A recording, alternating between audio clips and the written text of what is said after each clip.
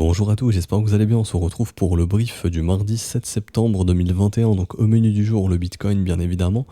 On parlera également d'Ethereum et de KCS que je trouve très très intéressant, donc je vous en parlerai. Alors le Bitcoin, petite bougie rouge. Ici, bon bah rien de dramatique, on va regarder ça, tout ça ensemble. J'en parlais avec les élèves tout à l'heure dans le brief avec les élèves.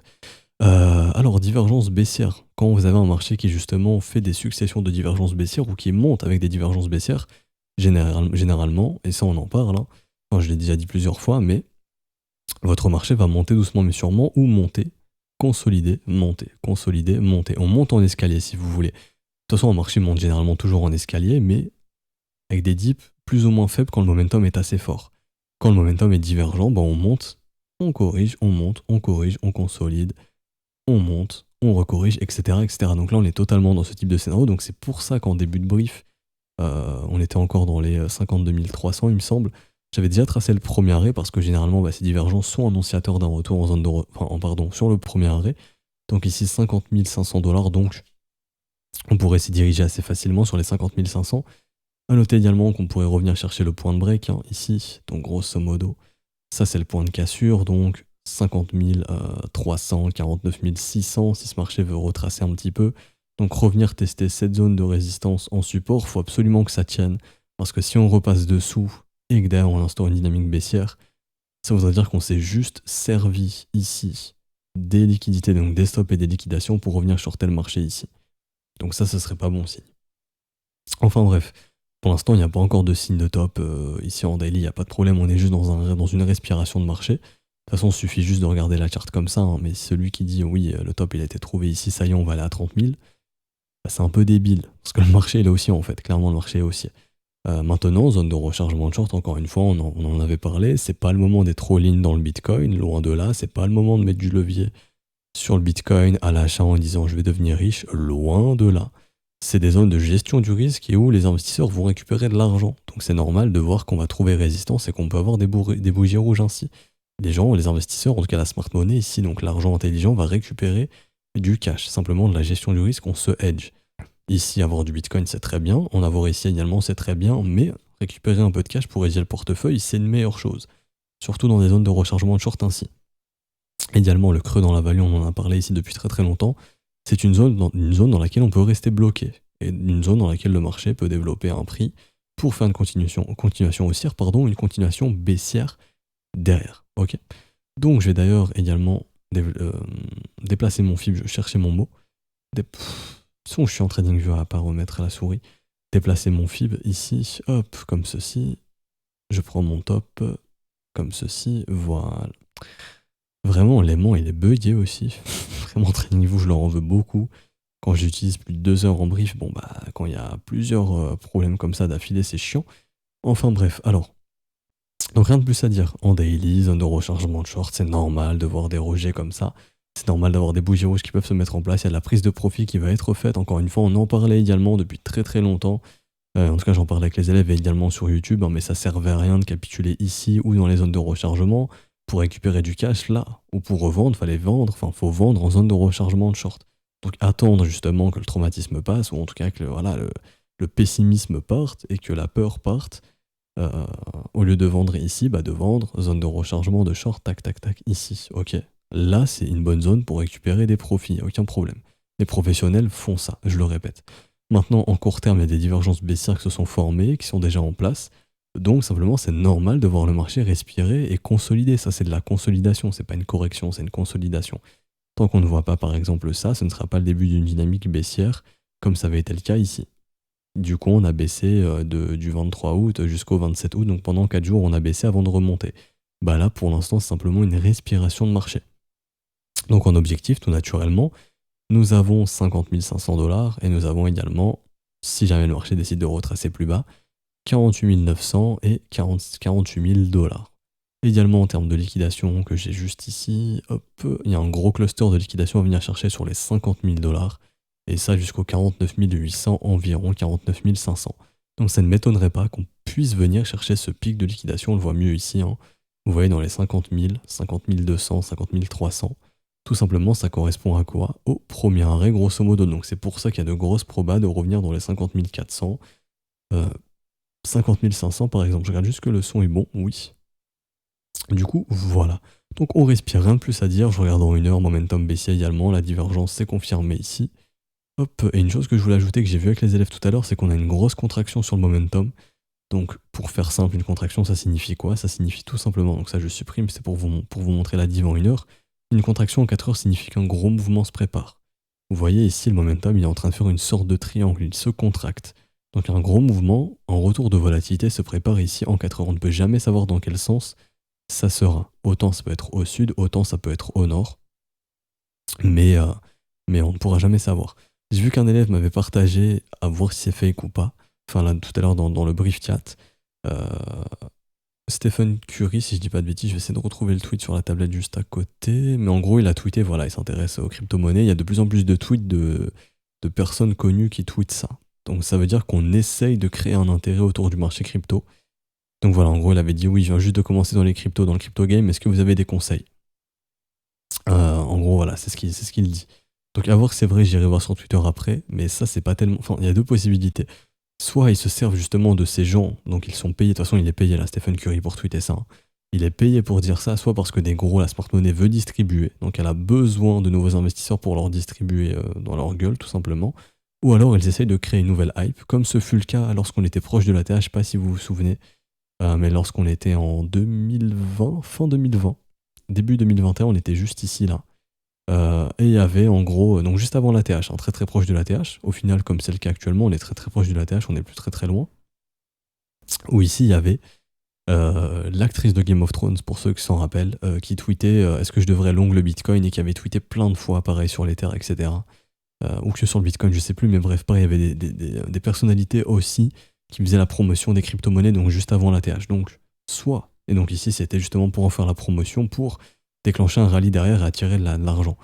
Donc il y a deux possibilités, encore une fois, je répète. Soit ils ont besoin de cet argent pour distribuer, donc ça on le verra au sein du marché, donc on verra une structure de top s'instaurer, et si c'est le cas, fuyez, vraiment, cassez-vous, et faudra racheter bien plus bas, donc au minimum 43 000, si jamais ils veulent vraiment défoncer le marché entre 37 et 34.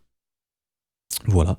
Si par contre on voit que clairement ça continue de consolider et ça part dans ce sens, c'est qu'ils essaient de créer une hype, et là préparez-vous. Parce que là, si maintenant ceux qui ont beaucoup d'argent payent des gens très influents pour pousser les marchés, c'est clairement qu'ils vont vouloir créer un gros rallye et qu'ils ont besoin de faire la promotion des cryptos pour attirer de nouvelles personnes, étendre encore plus la crypto et que plus de cash soit encore investi au sein du marché. Donc très très probablement une poursuite des prix haussières. Il faudra juste attendre le développement du prix, de toute façon ça va se voir. Si on voit ici que ça commence à être rejeté comme ça, qu'on rejette, qu'on rebloque comme ça, qu'on fait ça, c'est clairement qu'ils distribuent, hein. Faut pas s'attendre à grand chose. Donc ils veulent racheter beaucoup plus bas. Et donc à ce moment-là, les prix sont repoussés, mes flèches sont dégueulasses. Et vous comprenez un peu, les prix sont repoussés de plus en plus bas, donc ils distribuent de plus en plus jusqu'à voir le prix changer de dynamique et là la correction se mettra en place. Il faudra juste attendre ce que le marché va dessiner. C'est pour ça qu'il y a des briefs tous les jours et on verra ce qui se dessine quotidiennement au sein du brief YouTube. J'ai fini pour le Bitcoin, j'ai plus grand chose d'autre à dire, je passe rapidement sur l'Ethereum, qui lui est dans une zone de combat, donc je l'avais mis ici il me semble, voilà. Donc c'est la zone de combat d'Ethereum, bon franchement il n'y a rien de plus à dire, est-ce qu'en daily ça se voit mieux? Ouais, en daily ça se voit encore mieux. Donc voilà, c'est la zone de combat sur Ethereum, c'est sa consolidation.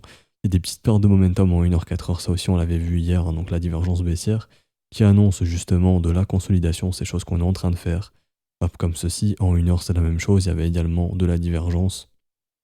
Ici de nombreuses divergences donc, pas correction, mais consolidation, le marché respire un petit peu. Tout comme sur le Bitcoin, je prends mon premier arrêt ici, hop, je regarde où il est, aux environs des 3600 $, donc ça ne m'étonnerait pas qu'on puisse y revenir si on casse ces zones de combat au sud, ok, tout simplement. Et je vais même tracer ça mieux, donc non là c'est bon. Et également, si jamais on a un retracement qui est plus profond, zone de rechargement, ici, hop, 3300 $, ne serait pas aberrant.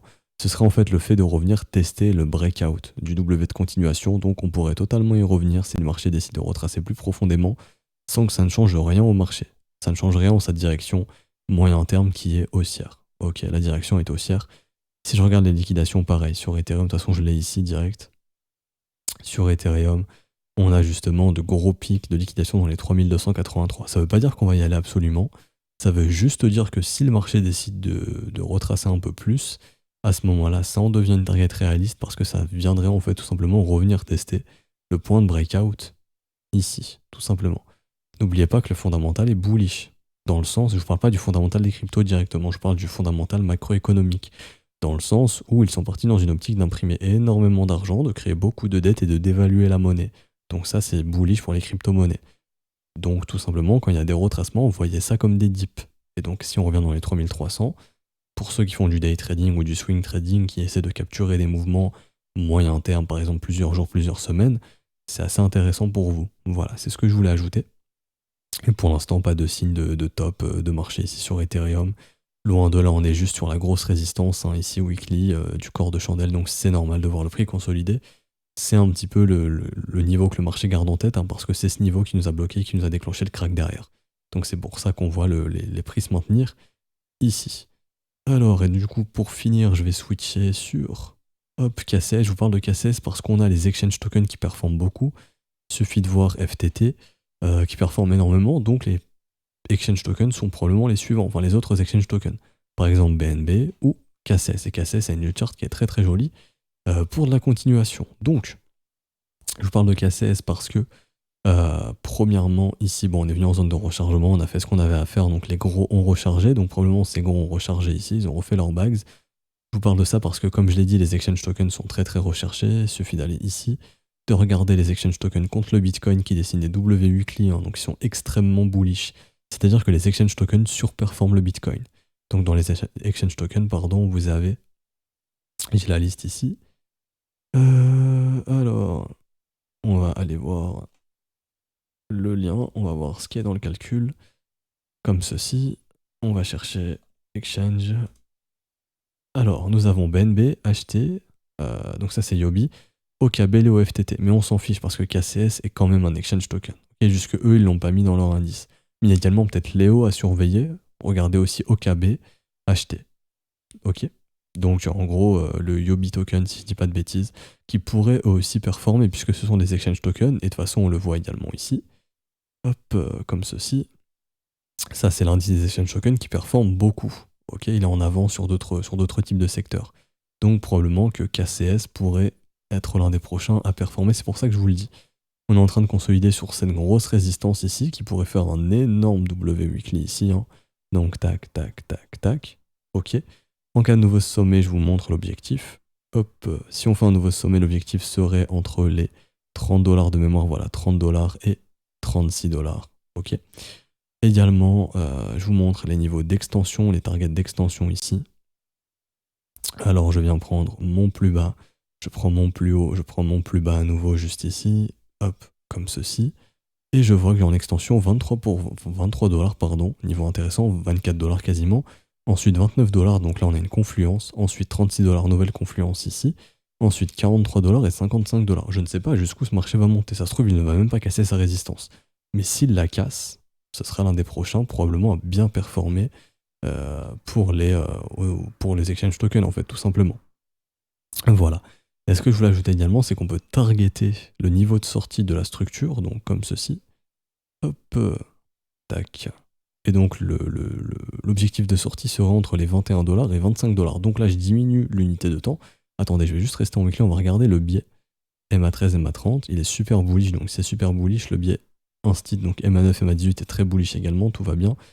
Je passe en daily, le biais est bullish, il n'y a aucun problème.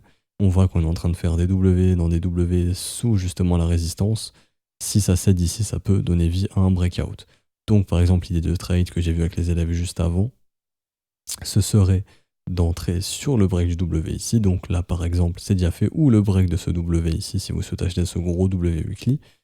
Donc une entrée ainsi, donc moi je le ferais plutôt ici, donc là au prix actuel ça donnerait ça par exemple, hop le prix actuel il est là, je mettrais mon stop sous le creux ici du W, si pour moi on avale le creux du W, bah il n'y a plus lieu d'être acheteur de ce W, et je prendrais profit par exemple ici, dans la zone d'extension, donc 161,8 du W ici, qui me donnerait un escrimeur de 3,13. Ce serait le trade que je pourrais prendre, donc grosso modo, ce n'est pas un conseil d'investissement, c'est juste une idée de trading ici, donc une entrée aux environs des 14 $, un take profit au niveau des 21 $ avec un stop au niveau des 11 $. 774, voilà. Ce serait un peu le trade que je pourrais prendre. Et en gros, bah, ça me permettrait de récupérer ici un risk reward de 3,13 qui est excellent. Et pour l'instant, jusqu'à preuve du contraire, ce marché est haussier, la dynamique est haussière. Donc pour les plus patients, et un nouveau signal d'investissement sera donné si on vient casser vraiment la zone ici, je la renote, hein, mais la zone des 14,90$, si vraiment, quoi que attendez, 14,9$, si on casse en gros les 15$ vraiment, ben derrière il n'y a plus de résistance. On va s'affranchir de la dernière résistance ici également, donc ce sera direction nouvelle ATH et donc nouveaux objectifs. Donc c'est pour ça que je vous parlais de KCS qui est vraiment assez intéressant, c'est pour ça que je voulais en parler aujourd'hui. Je vous dis pas d'investir dedans, loin de là. Je vous dis juste de le surveiller parce que ça pourrait être l'un des prochains assets à performer parce que les capitaux vont beaucoup dans les exchange tokens. Je regarde rapidement HTUSDT, même si je ne veux pas en faire une analyse, je veux juste voir la tête qu'il a une bonne localisation. Très bien. Bon, j'en parlerai peut-être un autre jour, mais en tout cas, KCS est plus développé que le que le Yobit token, que le token de Yobi, je vais y arriver. Donc voilà, on va s'arrêter ici pour aujourd'hui. J'espère que ça vous aura plu. Si c'est le cas, n'hésitez pas à laisser un petit pouce bleu, à vous abonner si ce n'est pas déjà fait, à nous rejoindre sur Discord, je mets le lien en description en commentaire. Si vous voulez rejoindre l'école, vous pouvez encore le faire. Si vous êtes intéressé de le faire maintenant via le Patreon, on reste allez, dans le dernier jour de début de mois. Sinon, privilégiez les paiements en crypto-monnaie, hein. Donc vous pouvez payer en crypto-monnaie directement, c'est juste ici. Dans le bienvenu, tout expliqué, j'ai remodelé, enfin j'ai refait le message pour qu'il soit beaucoup plus clair avec les paiements en USDT directement. Donc privilégiez l'USDT TRC20, il y a 1$ de frais sur Binance, c'est quasiment rien. C'est le réseau avec le moins de frais. Donc un paiement de 1 mois et 47 USDT. Et ici vous avez les offres de réduction. Donc annuel c'est 340€ au lieu de 480, donc 402 USDT. Trimestriel 118 USDT, semestriel 212 USDT. Mais bien entendu vous pouvez essayer qu'un mois et c'est sans engagement, vous pouvez arrêter quand vous voulez. Donc voilà, et pour le paiement, n'hésitez pas à vous envoyer juste un des professeurs connectés ici. Le TXID, tout est expliqué dans le message, vraiment n'hésitez pas à lire, c'est très simple, hein. J'ai bien remodelé le message, c'est très compréhensible. Et si vous avez une quelconque question, si même là vous avez du mal, ce qui peut être compréhensible également, vous envoyez un message à un des professeurs et on vous aidera et on répondra à vos questions également. Voilà, donc j'espère que ce brief vous aura plu. Nous on se retrouve demain après-midi, demain midi pour vous du coup pour un prochain brief. Ciao tout le monde.